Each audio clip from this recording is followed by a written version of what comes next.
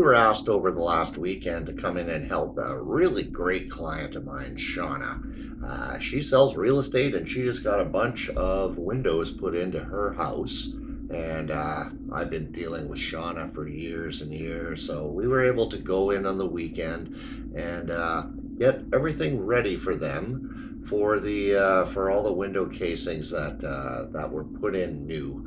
So we did a lot of mud work to get ready for the repair and match in the wall color, and then we also painted two coats of semi-gloss paint on all of these casings, and they look wonderful, as you can see by this little montage that I put together.